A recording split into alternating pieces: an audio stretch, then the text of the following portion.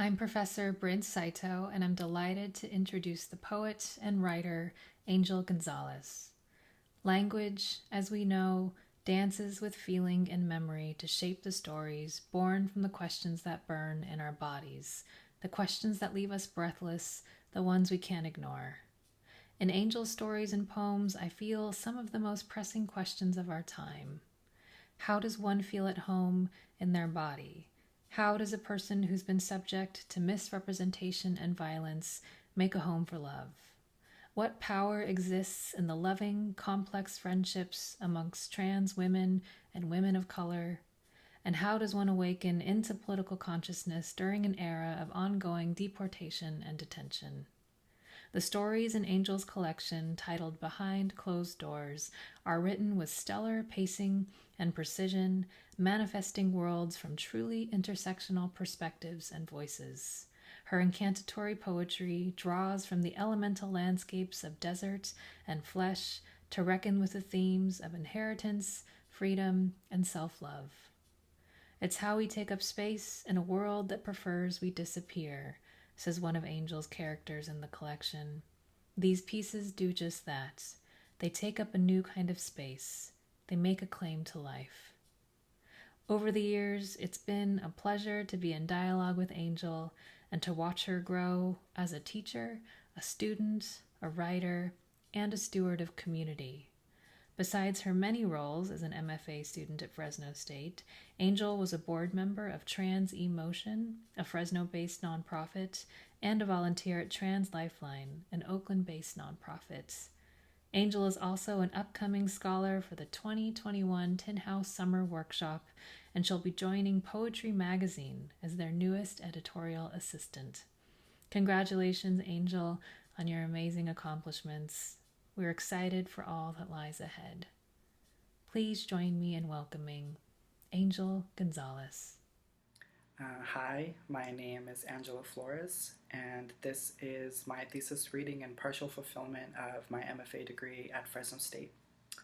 I'm going to be reading a few different things that I've worked on throughout the program, some poetry, some of my literary scholarship, and of course an excerpt from my thesis short story collection. But before I begin, I want to give a big thanks to Professor Brynn Saito, who was a very generous and supportive thesis chair, and I would not have made it through the program without her. So thank you, Brynn.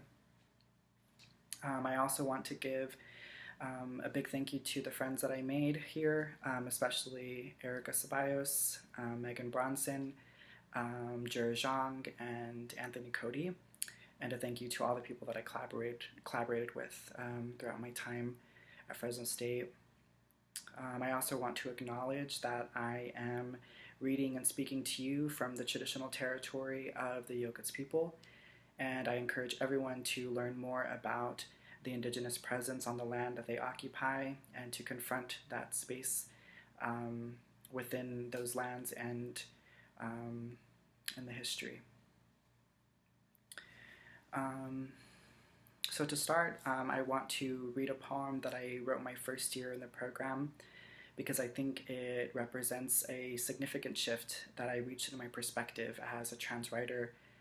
I had been working on the poem for a few years before it was selected as the winner of the Ernesto Trejo Poetry Prize, and the original title was An Ode to Man Hands.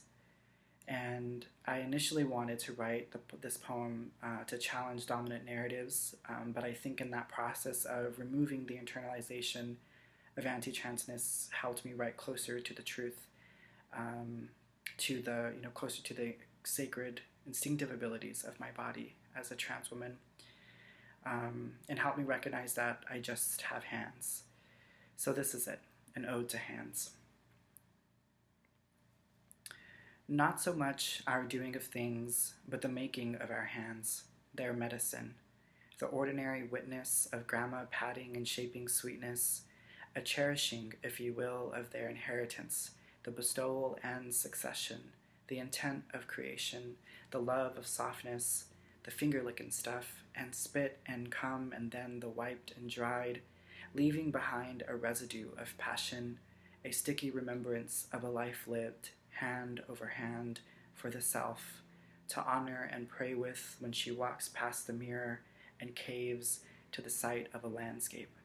The broad shoulders, orbiting valley, man hands, with sunken grooves as knuckles, patches of black hair on stubs, the startling girth of fingers and width of palm, the fist, unable to disappear.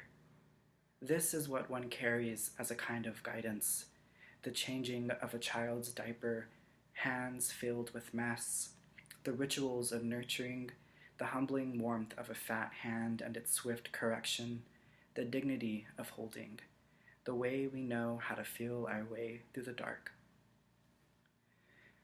So to continue the discussion about that process of decentering anti-transness and binary gender, I also want to talk about a little bit about my scholarship surrounding what I'm calling trans panic and the gaze of the jury within the transgender literary canon. And also to that process of centering my own voice and expertise in my own writing practices as a trans woman. So during the program, I wrote a collection of stories for my thesis, as well as studied a wide range of story collections and novels within the transgender literary canon. And in my studies and writing, a pattern emerged. I noticed in the trans fiction, some, for example, being A Safe Girl to Love by Casey Plett, Stone Butch Blues by Leslie Feinberg, and Detransition Baby by Tori Peters, that the transgender characters are constantly developed in relation to what I am calling trans panic, which is in reference to the legal strategy of the trans panic defense. And the interesting thing about the trans panic defense is not that it's not a legal defense, but rather an affirmative defense strategy associated with the provocation and heat of passion defenses. So for those of you who might not know, when a murder defendant is being tried for killing a trans woman, it's often that the defense attorneys will employ the trans panic defense and argue that in the learning of a woman's transgender identity, that he was provoked into a heat of passion and lost his senses, and that's why he murdered the trans woman. But because the trans panic defense is not a legal defense, but it's just a strategy associated with the provocation and heat of passion defenses, the jury has the responsibility in determining if a murder defendant was provoked into a heat of passion by what they call reasonable provocation. So in other words, when trans panic is employed, the jury is essentially being asked that if they find out a person is trans, right? If they were in the shoes of the murder defendant and found out a woman's transgender identity, would they, as reasonable people, kill the trans person? And the constant presence of the jury, as I'm defining the gaze, is what it's like living as a trans woman in America, where doctors, nurses, teachers, politicians, neighbors, and community and family members are all empowered to judge the worth of my life.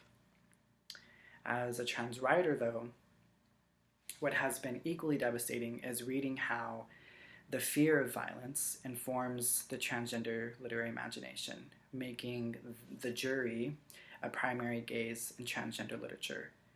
So, for example, I mentioned Casey Plett's story collection, which centers on, and all the stories center on transgender characters and transgender protagonists.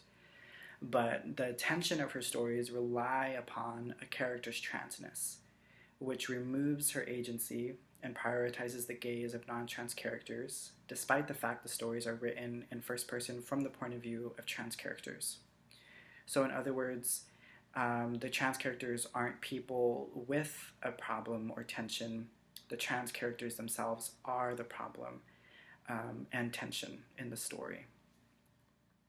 So during my writing program, I realized that I had been prioritizing the jury in my thesis, because every day was a reckoning with the realities of my politicized body. And it was difficult to remove the internalization of transphobia and anti-transness, especially during Trump's presidency, especially now in the continued attack on transgender communities. And that makes it difficult to listen to the messages from my interior and access my own imagination, when as a trans woman I am so preoccupied with negotiating my safety and trying to survive. But since this is my social reality of my life, which became more and more clear during the program, I'm grateful to be graduating with the knowledge that I am more than trans panic, and that the trans imagination is a rich and complex literary landscape that I'm hoping to enter and continue entering and developing for myself, and deprioritizing the gaze of the jury. And I think the story that I'm going to read for my thesis is a good example of writing away from the gaze of the jury. So this is the story is titled Behind Closed Doors, which is going to be taken from my thesis and put into the current collection that I'm working on. And it's about a story about two characters named Gabriel and Mia. And Mia is a trans woman, and she is in the sort of initial stages of languaging her own transness and defining what that means for her. And of course, that process includes being on hookup apps and dating apps, which is, a kind of a theme within the transgender literary canon. And I wanted to write the story in order to explore the very intimate and the very real emotional sort of connections that are established in these places that are considered, taboo or perverse, because they're typically just one-night stands or hookup. It's a hookup culture. But I think it's very revealing. Those interactions are very revealing about the history of this country, deeming transness and transsexualism as taboo or perverse. So I wanted to center that space in a story. So this is it, Behind Closed Doors. When I went to meet him for the first time, locating the gate to get onto the Army Reserve base where he worked was difficult. The base was far out at the edge of town, near the airport, and everything looked the same. Dry, flat nothing except for the cluster of small buildings behind a chain-link fence with barbed wire. I couldn't find the entrance no matter how many times I circled the block, which could be seen now as a sign from above for the trouble I was about to enter with him. Military Daddy. That was his name he had on his pictureless profile. Most of the men I hooked up with didn't have pictures on their profiles, describing themselves as DL and looking for smooth femboys, and of course, 4TS. I assumed Military Daddy would be just like all the other men on the app. More importantly, he had a dick so perfect and so similar to my ex, thick, brown, uncut, that I thought I finally found my way out of my heartbreak. Military Daddy was eager to meet me because he claimed to only have 30 minutes left on his shift before he had to go home. You coming? His messages read, there's 2 concrete blocks near the entrance gate, trying to guide me to him. And someone's leaving the gate right now. His excitement made me feel relaxed. As I made the bend on my third loop around the base, I spotted the white sedan pulling out of a break in the fence. I drove in, parked in front of the building and the picture he'd sent me, and walked into the rusty double doors he left ajar for me, as he said he would. When I entered, he wasn't in the room. I felt nervous because inside looked like a torture chamber from a horror film. The walls and the floor were concrete, all stained with some dark fluid, and there weren't any windows. In the middle of the room, there was a single exposed light bulb hanging from the ceiling and a leather office chair just abandoned. As I backed up to leave, Military Daddy walked in from a door in the corner I hadn't even noticed. You made it, he said, leaning in for a hug, which took me by surprise but made me feel better. He was 2 inches shorter than me, but still strong, every part of his body useful. He wore a serious expression that contradicted the excitement in his text and weighed down the features of his face. His buzz cut emphasized the roundness of his head and the absurdity of his large ears. He was ugly, but I wanted to please him.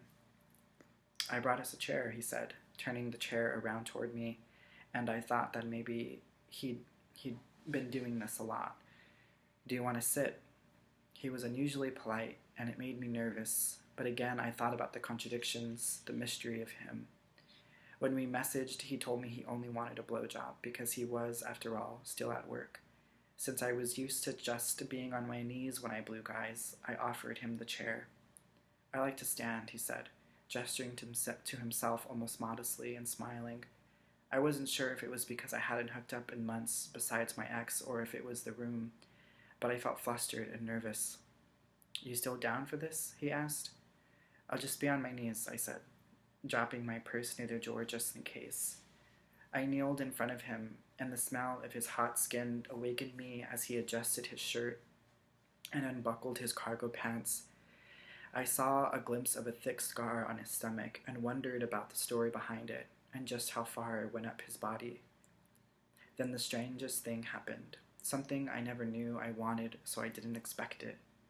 You ready for Daddy's dick?" he asked me, and then slapped me. The preciseness of his hand across my cheek, the efficacy of his aim, not hitting my bone or jaw, but just so, right on the soft part of my cheek, made my mouth water like never before. I looked at him, feeling the heat behind his boxers, and I saw he knew what he was doing. I let out a sound, half breath and half laugh, the way my heart blushed and raced showed on my face. He leaned over and whispered in my ear, "It's going to be rough at first, okay?" he said, pressing his hand firmly around my throat. "Then I'll be gentle." Then he kissed me, deeply. His lips were soft and wet. His saliva was refreshing, not minty but clean, like the scent of his skin now spread all over my mouth. "Good girl," he said. I became his best girl. When we finished, my entire body felt fuzzy and electric as I stood up. He asked me if I was okay as he finished buckling his belt. I stood up and could only manage to nod. He smoothed out his clothes and stretched his arms over his head. That was fun, he said. "Next time I won't bring you to the dungeon." I smiled because I had forgotten we were in there. I didn't let myself trip over the next time because men always said some version of that to me. And even though I hoped for more with some guys, I knew what we were. I knew what I was. But as I adjusted my clothes and tucked myself away, military daddy picked up my purse and brought it to me. Then he asked my name. "Are we doing names?" I said, hoping I didn't come off as childish while trying to play hard to get. "My name's Gabriel," he said, offering out his hand. He looked at me with eyes I knew that always got him what he wanted, and I surrendered. "Mia, that's my name." He smiled, then opened the door. "After you." When we walked out, the sun blinded me from being in the dark for so long. He gave me instructions to get out of the gate before thanking me again, and I got into my car. I leaned over to find the ignition in the bright sun, and when I looked up, the door he disappeared into closed shut. When I hooked up with guys from the app, it was usually the same routine. They belittled me, called me bitch and whore, sometimes pulled my hair, and I played along, knowing that men were just trying to find some way to pretend they were powerful. As much as I wanted to be a woman for them, they wanted to be a man for me. But I didn't learn this until years after starting E. After my first year on hormones, I didn't have a sex drive, and it took another year for it to come back.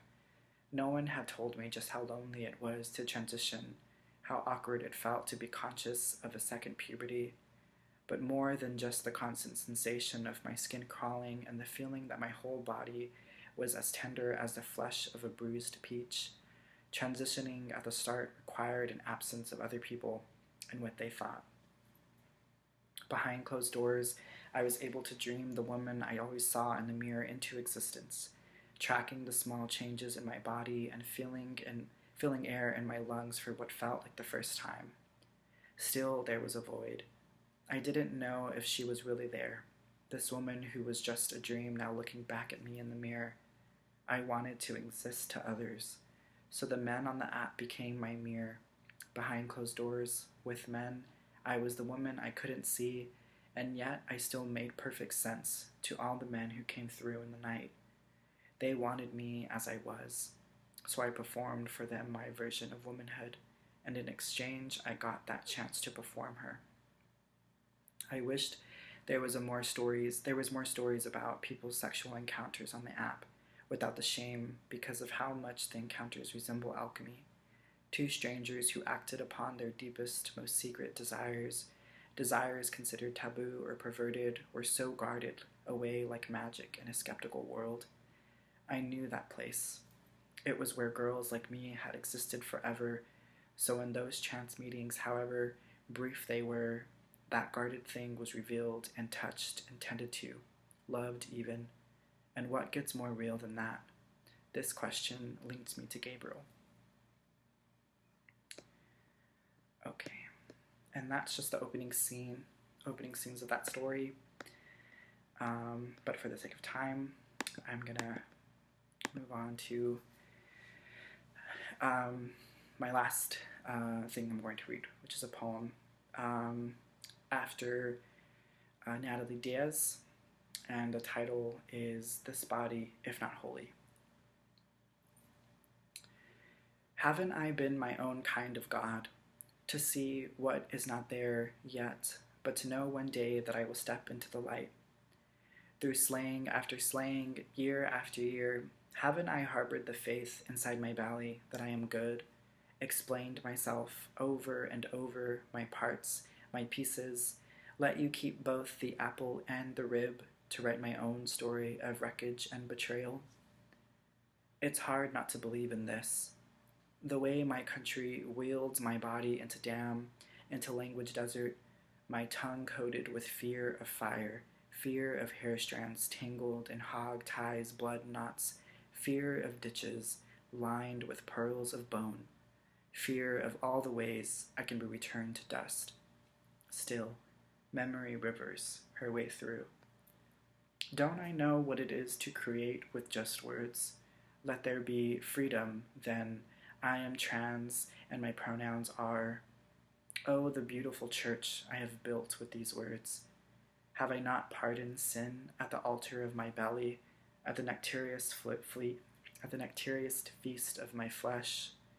This body, if not holy, then why, when I make myself in my own image, dream thread by dream thread, between cloud and star, sleepwalking in myth, margin and horizon, why then do I receive forgiveness in my own name?